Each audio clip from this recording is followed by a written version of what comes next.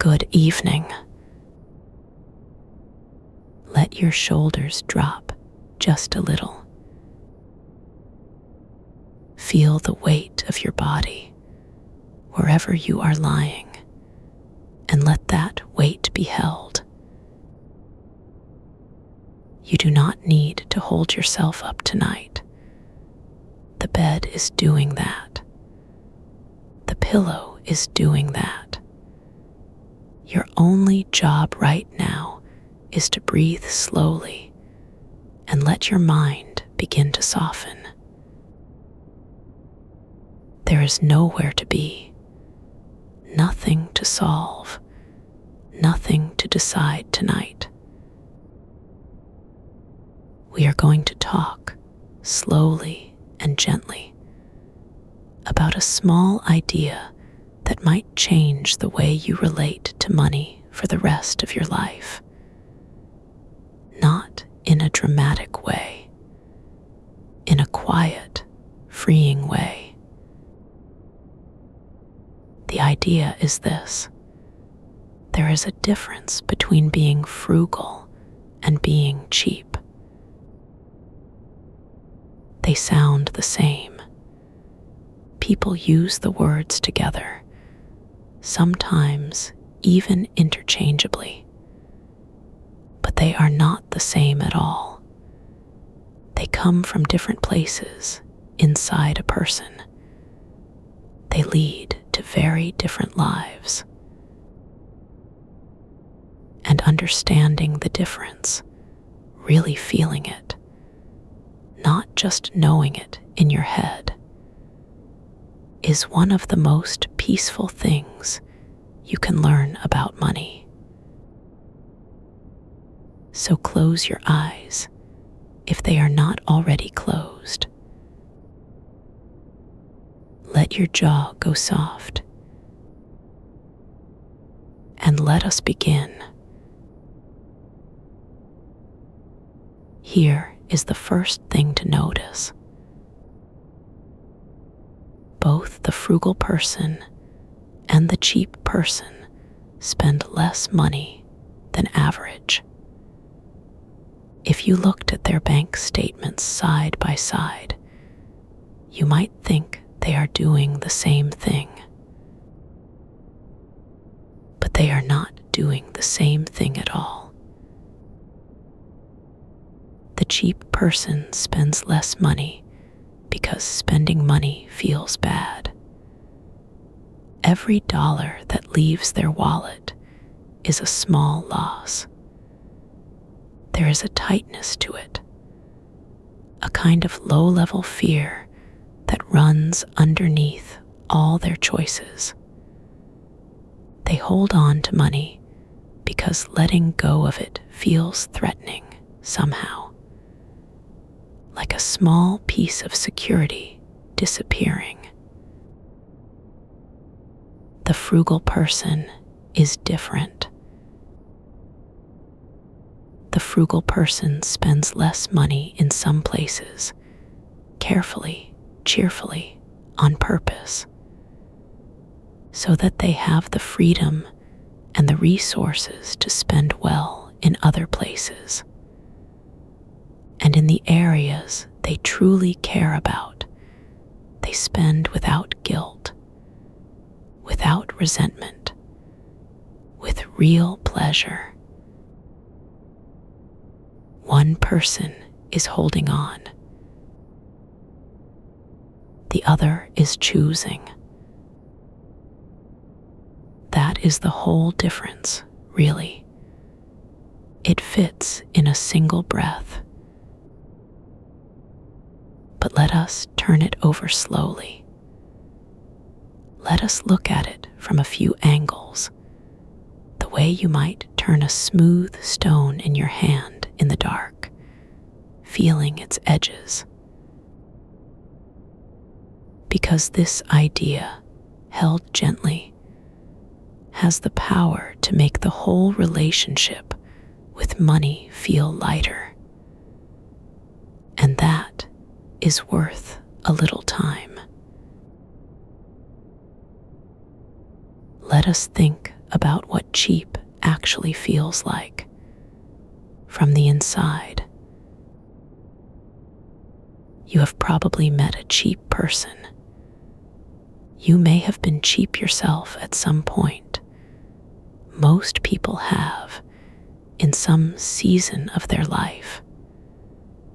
There is nothing wrong with it, but it is worth recognizing the feeling. The cheap feeling is this.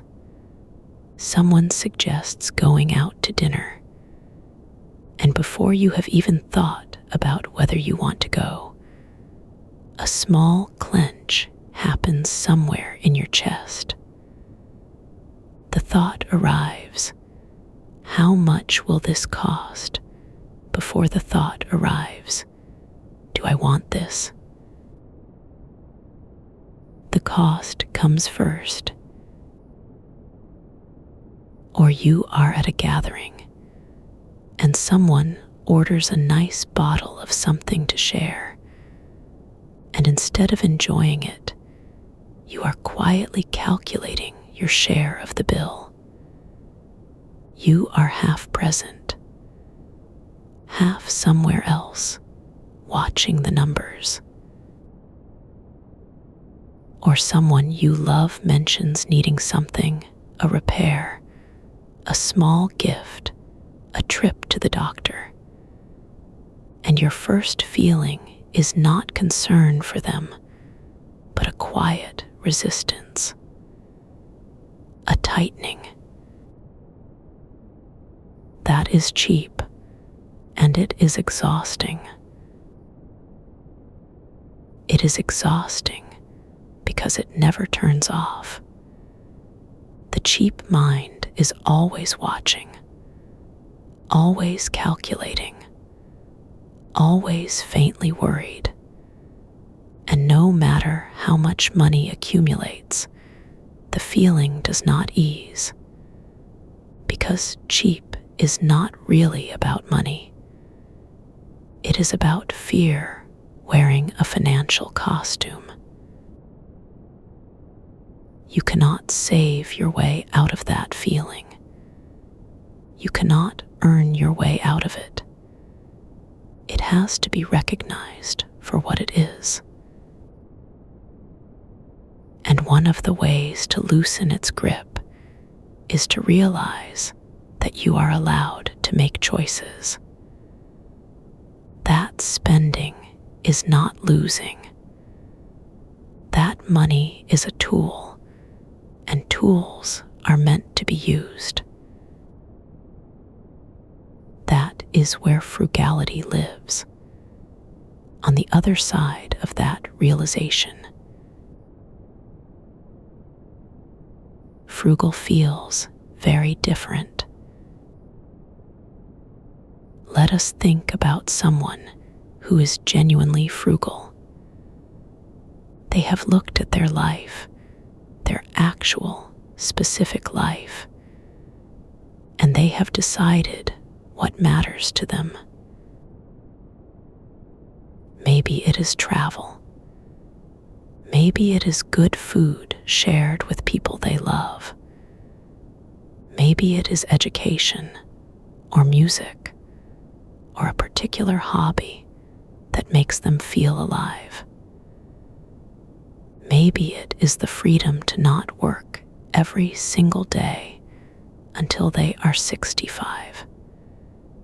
Maybe it is being able to help someone in their family without stress.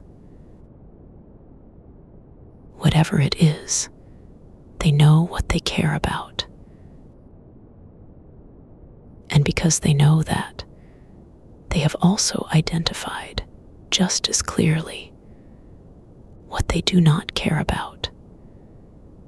The things that are fine to have or not have. The things that would not make their life meaningfully better if they spent more on them. A frugal person might drive an older car, not because they cannot afford a new one, they can, but because the older car gets them where they are going just as well. And the difference in cost is flowing somewhere that actually matters to them. They might bring lunch to work cheerfully 5 days a week, not as a sacrifice, as a completely neutral fact, the way some people choose to walk instead of drive on a nice day. They might buy clothing thoughtfully, wearing things for years. They might live in a smaller home than they could technically afford. They might keep subscriptions to almost nothing. None of this feels like deprivation to them, because they are not holding on. They are choosing, and the choice feels good because they know what the choice is for. That is frugality. It is intentional and it is free. Here is where the real work begins, and it is gentle work, nothing to strain toward. The question that sits at the center of frugal living is a simple one. What do you actually care about? Not what you think you should care about. Not what other people seem to care about. Not what advertising suggests you should want. What do you specifically, genuinely care about? This question is worth lying with for a moment. You do not need to answer it tonight, but let it be asked. Think about the last time you spent money and felt genuinely good about it afterward.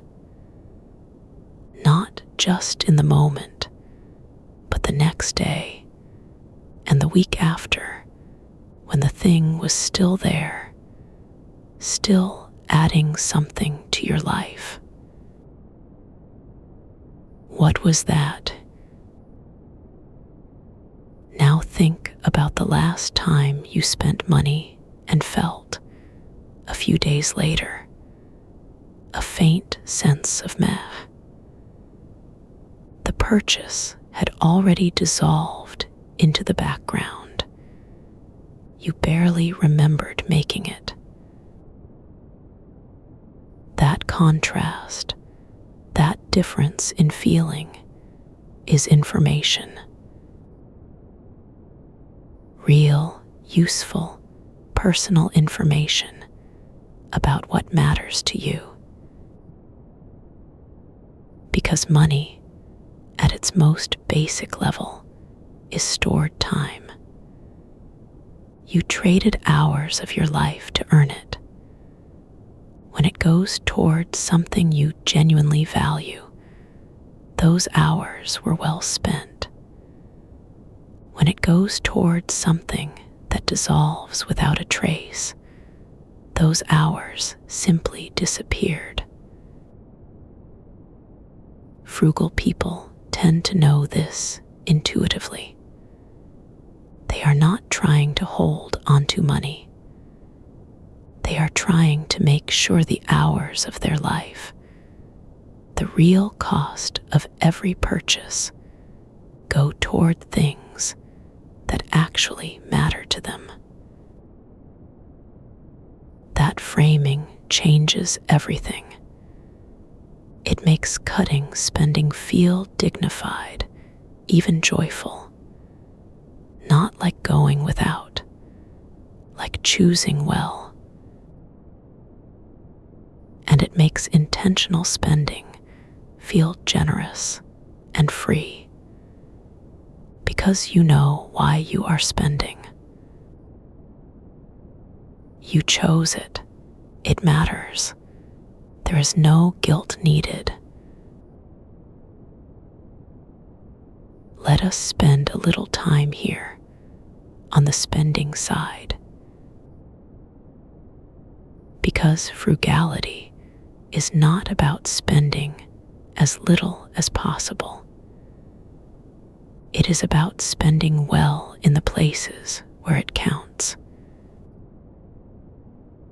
The frugal person who loves to cook might own one excellent knife, not 10 knives, one, and it is a good one, well made, comfortable to hold, a pleasure to use every single evening. They chose it deliberately. They paid for it without guilt, because they knew exactly what it would do for their daily life.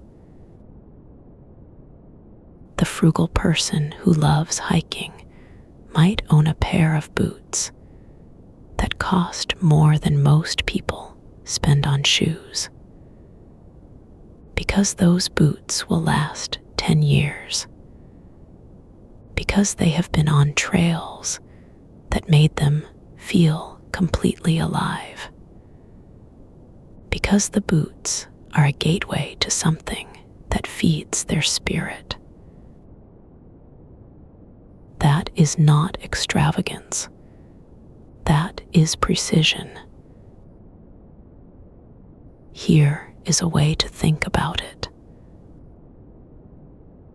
Imagine you have a certain amount of energy. Not money, energy.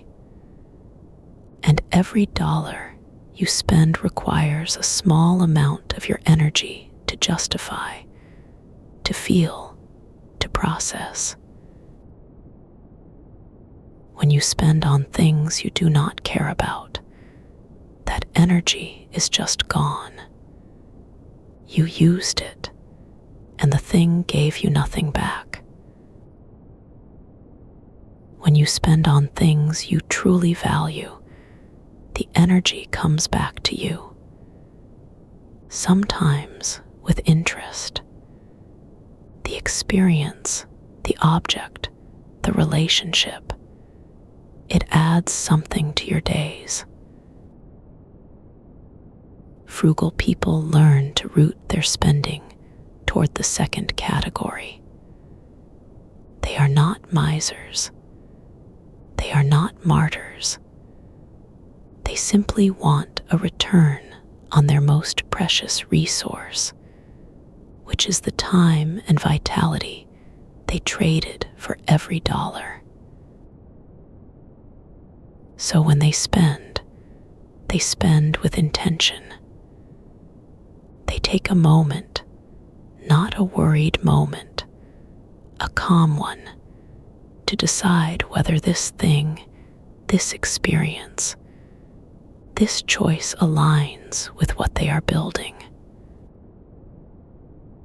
And when it does, they spend freely, without looking back. That freedom is the point. That is what is on the other side of knowing yourself. Now let us talk about the cuts, because this is the part that surprises people. The frugal person is not merely careful with money. In the areas they do not care about, they are almost ruthless. Not resentfully ruthless, cheerfully ruthless. They cancel subscriptions without a second thought, not because they cannot afford them, but because they noticed the thing sat unused for 3 months, and that is information enough. They do not upgrade things that are working fine. The phone that still functions, the car that still runs, the appliance that is not broken. They feel no pull toward the newer version because they have no attachment to newness for its own sake. They buy generic where generic is identical. Flour, cleaning supplies, over-the-counter medicines. They are not fooled by packaging. They know that what is inside the box is the same. They do not pay for convenience they do not need. The coffee at home costs a fraction of the coffee at the shop. Most days, they make the coffee at home, not begrudgingly, just that is how mornings go. They do not keep up with anyone. This is a big one. There is a quiet, persistent pressure in modern life to match, to have the same quality of car, home, wardrobe, vacation as the people around you. This pressure is almost always invisible. It runs in the background. The frugal person has learned to notice it and simply let it pass. Someone gets a new something. The frugal person notices, perhaps even admires it, and then returns to their own life without feeling a gap. That is not deprivation. That is a kind of freedom most people never find. Because when you stop measuring your life against other lives, you get to live it fully. You get to spend on what matters to you without the background noise of what is supposed to matter. The cuts in this light are not sacrifices at all. They are just clarity. Let us rest here for a moment on the word freedom. Because when people imagine cutting spending, really cutting it in the meaningful areas, what often comes to mind is a kind of smallness, a life made narrow, saying no to things and the sadness of no. But that is not what frugality actually produces. Not when it is done right. What it produces is options. When you spend less than you earn, even a little less, steadily, over time, something begins to accumulate. Not just money. Options. The option to take a different job. The option to take time off. The option to help someone who needs it. The option to say no to something you do not want to do because you are not pinned to every paycheck. Options are a form of freedom. Quiet, steady, invisible until you need them. The person who spends every dollar they earn is not experiencing freedom. They are experiencing the illusion of it. Every nice thing they own has a shadow, which is the fact that they must keep earning at the same rate to hold it all together. They cannot stop. They cannot slow down. They cannot pivot. The person who spends less and holds some back gradually builds a different relationship with life. They begin to feel the ground a little more solidly under their feet. That feeling, that quiet, unspectacular groundedness, is what financial security actually feels like. Not a number on a screen, a feeling. And frugality is one of the most direct paths to it. Not through suffering, not through saying no to everything, through knowing yourself, through choosing deliberately, through building slowly and patiently the life that actually fits you. There is something almost meditative about it, honestly. You look at your spending gently, without judgment. You notice where your money goes. You ask quietly whether each thing is earning its place. And slowly, a picture forms not of restriction, but of alignment. Your money and your values moving together. That is a rare and peaceful thing.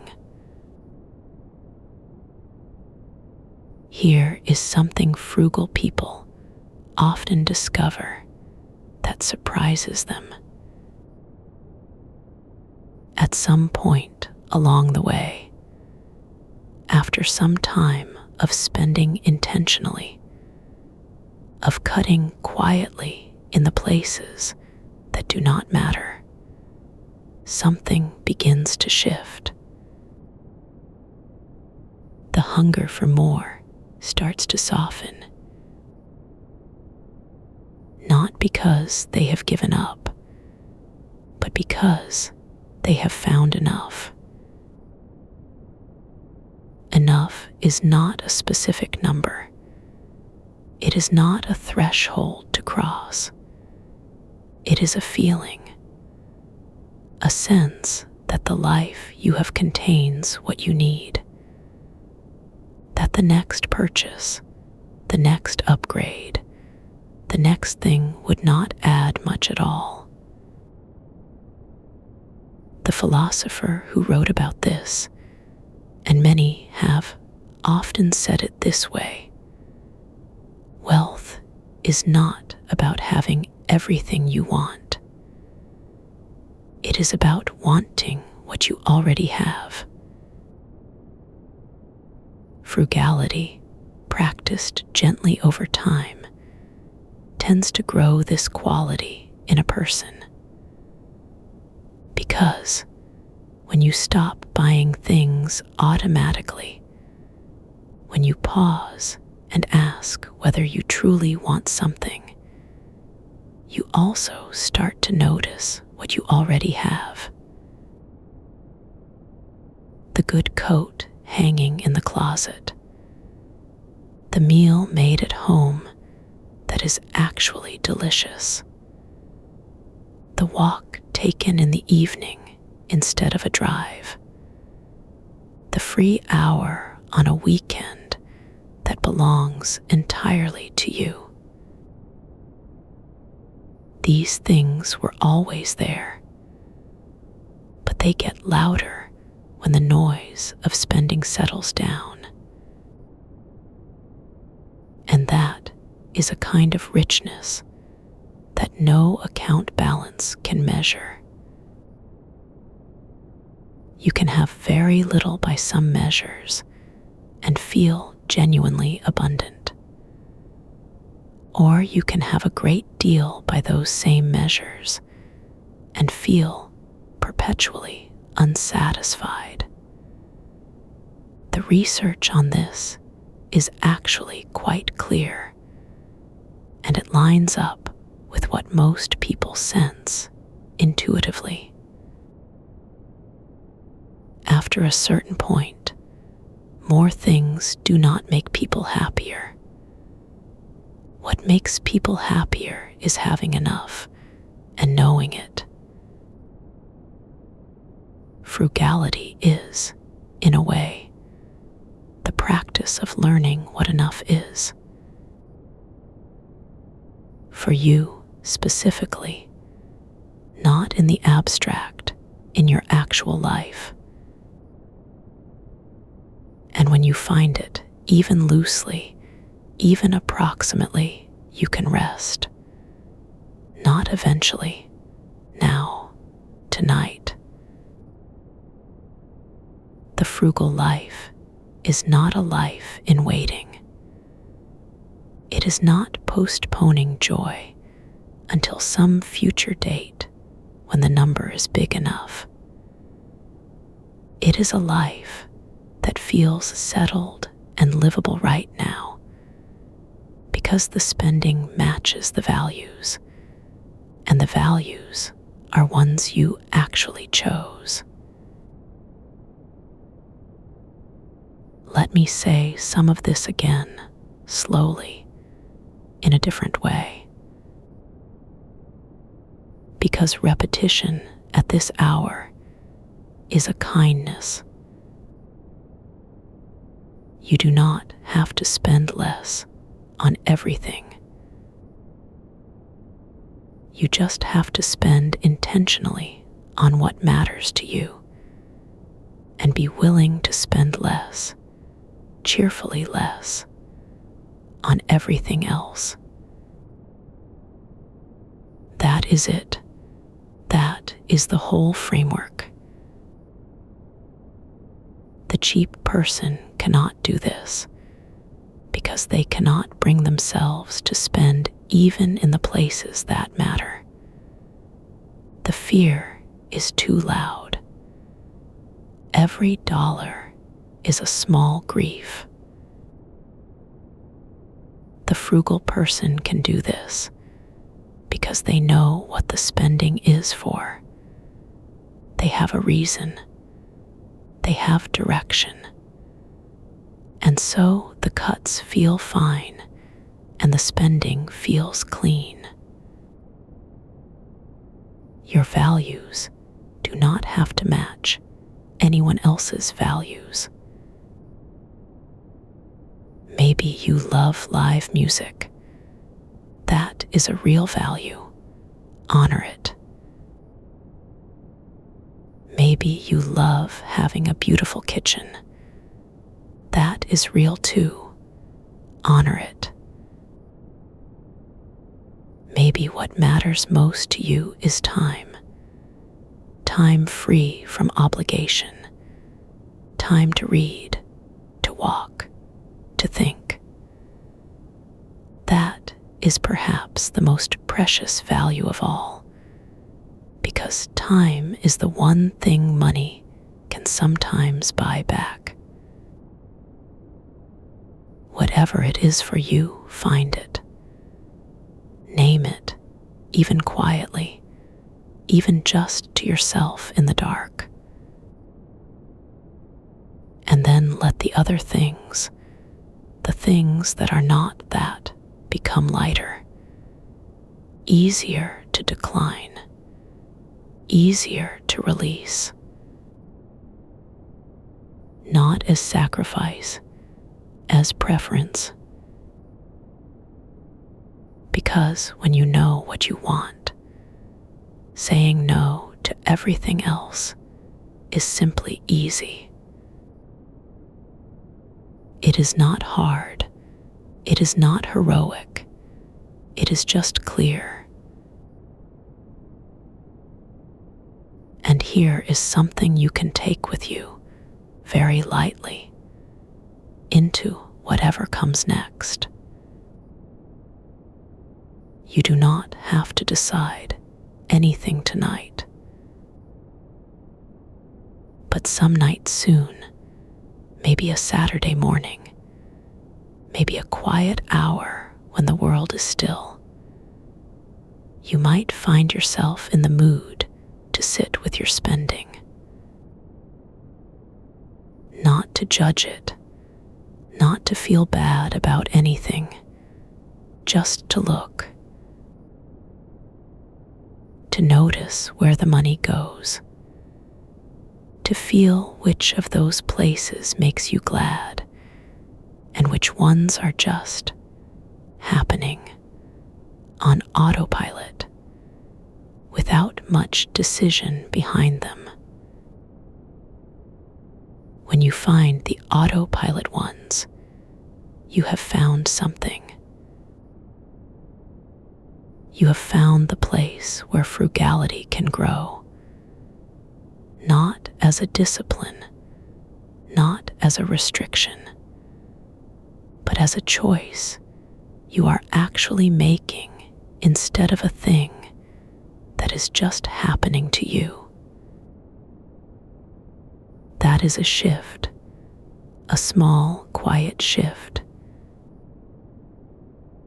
And small, quiet shifts, held for a long time, change everything. You do not need to overhaul your life. You do not need a budget spreadsheet. You do not need to become a different kind of person.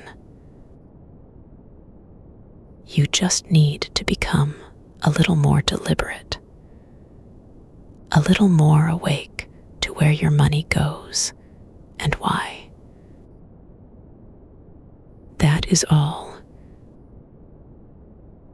And even that, you do not need to do tonight. You have been listening for a while, and you have probably noticed, if you have been paying attention to your body, that something has settled a little. The breath has gotten softer. The thoughts have slowed. That is where we want to be. Let us hold the idea one last time, very gently, like something you are putting down to pick up again later. Frugal is not cheap. Cheap is fear. Cheap is holding on. Cheap is spending less because letting go feels dangerous, no matter the circumstances. Frugal is knowing. Frugal is choosing. Frugal is spending less in the places that do not matter, so you can spend fully and freely in the places that do. And underneath all of it is something even simpler than a money strategy. It is the practice of knowing yourself, knowing what you want, knowing what kind of life you are building, and letting your money, this practical, unglamorous tool, serve that life instead of running it. When your money serves your values, you feel free. Not fabulously wealthy necessarily, not famous, not impressive, not finished. Just free. Free to live the life you chose. Free to sleep without that low, murmuring financial anxiety. Free to be generous. Free to change direction if you need to. Free to stop when you want to rest. That freedom is available to you.